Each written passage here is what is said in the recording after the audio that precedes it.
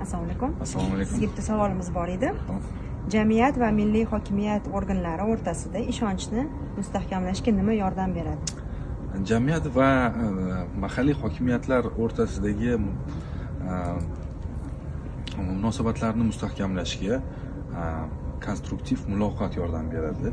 Konstruktiv muloqot to'g'ri va kompleks tahlillardan iborat bo'lib, bu jamoatchilik vakillari, faollar, volontyorlar, davlat notijorat tashkilot vakillari, fuqarolik jamiyatining boshqa institut vakillari yordamida yo'lga qo'yiladi.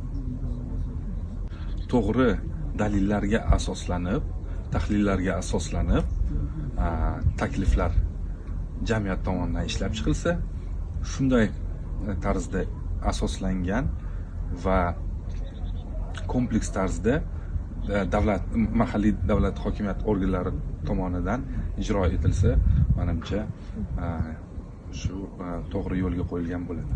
Rahmat.